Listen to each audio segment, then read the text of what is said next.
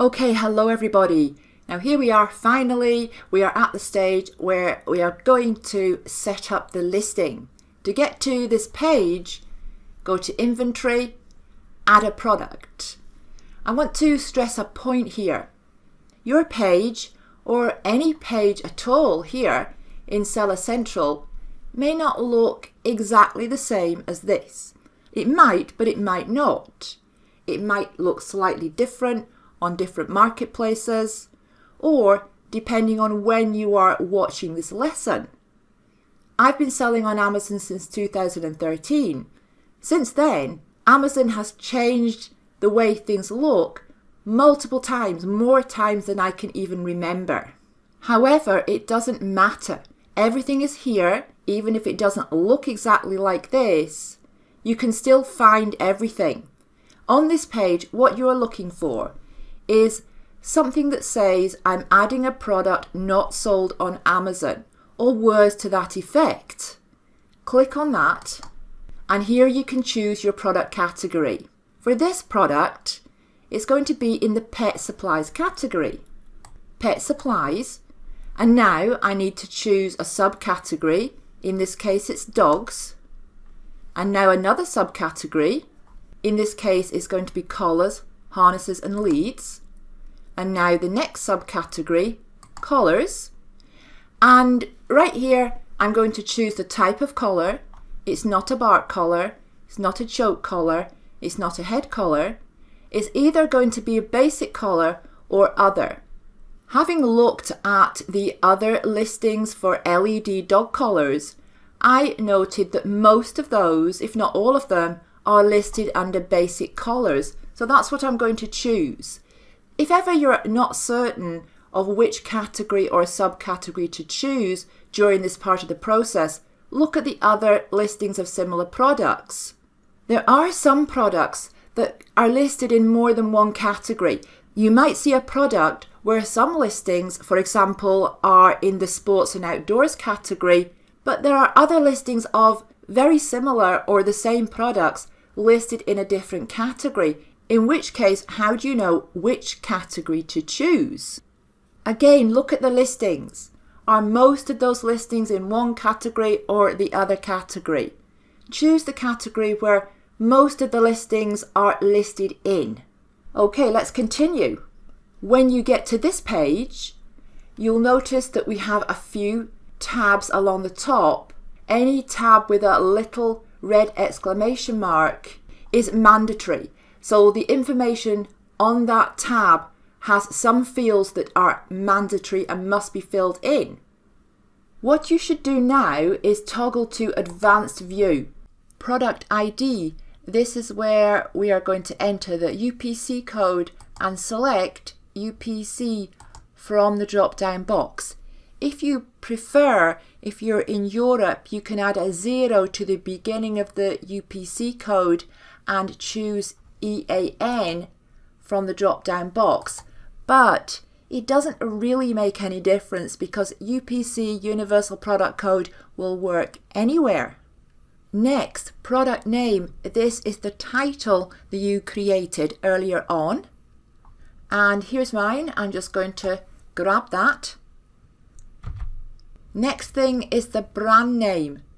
So everything that's highlighted in red has to be completed. So the brand name for this, we are going to enter N/A, exactly like this. You can't do it any different. You can't do N/A in lowercase.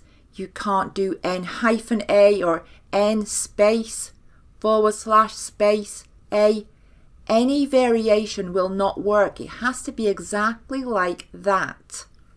And again, just to clarify, this is when you are creating a generic listing. So a listing that you haven't branded the product. If you have a branded product, there are lessons a little bit later on. I encourage you to watch this entire section about creating a listing because there is a lesson on getting brand approval, and there's also a lesson on applying for a GTIN exemption, which allows you to list without a UPC. But anyway, I'm going to continue with this. Now for the manufacturer, this is where you enter either your company name if you have one or your seller name. Now they may be the same thing, or you may not have a company, but enter your seller name if not. Manufacturer part number and model number. You don't need to enter these unless you happen to have them. Specific uses for the product. Again, this is not highlighted in red, but it's good to put this information in, because the more we can put in, the better Amazon is able to target the right kind of shoppers on the marketplace who might be interested in the product. We only have these options here to choose from. This is a collar, so really there aren't very many applicable uses here, but I'm going to choose outdoor and indoor, and then we'll just leave it as that.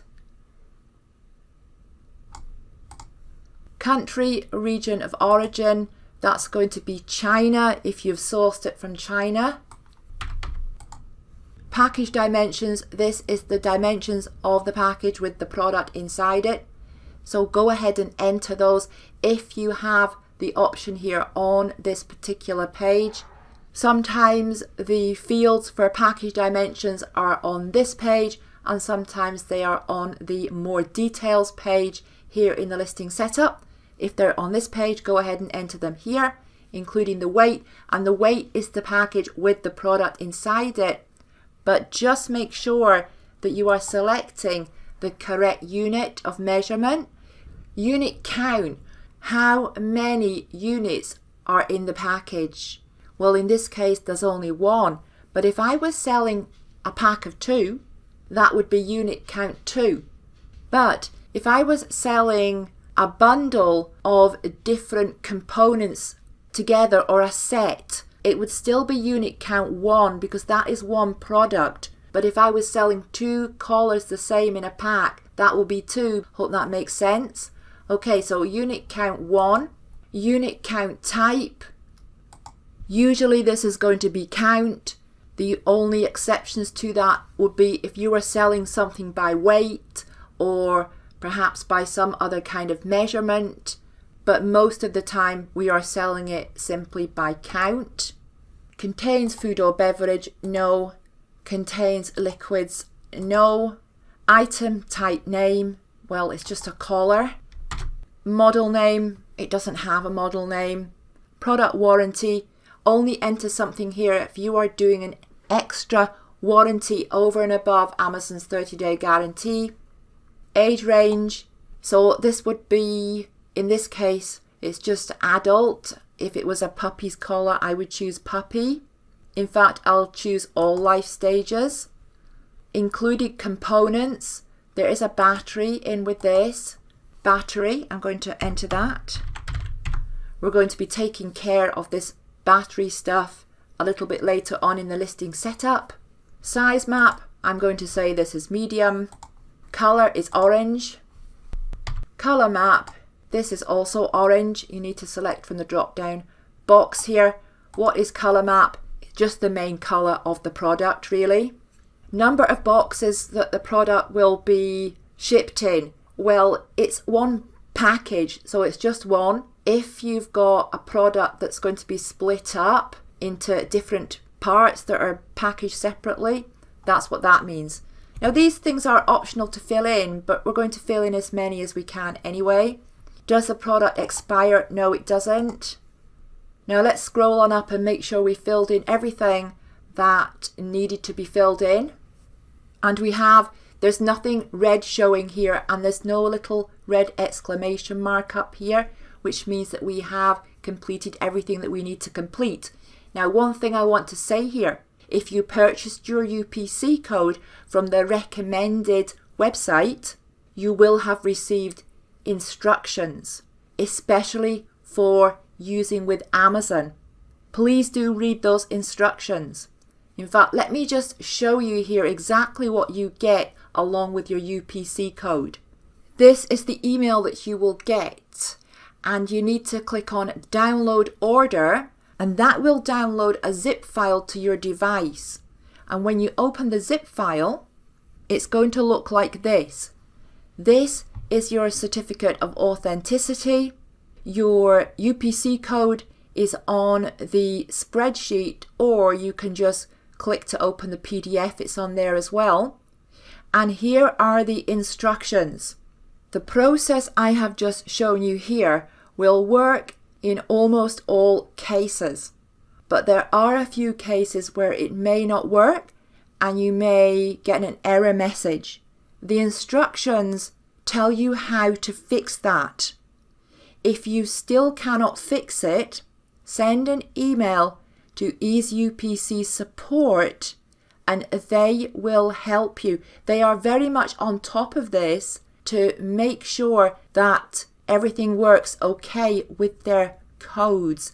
And that is one of the reasons why I recommend that particular website, because they keep on top of Amazon's verification procedure to make sure that you can use their codes without issues. Okay, in the next lesson, we are going to cover the next part of the process, and that is the offer tab. I'll see you there.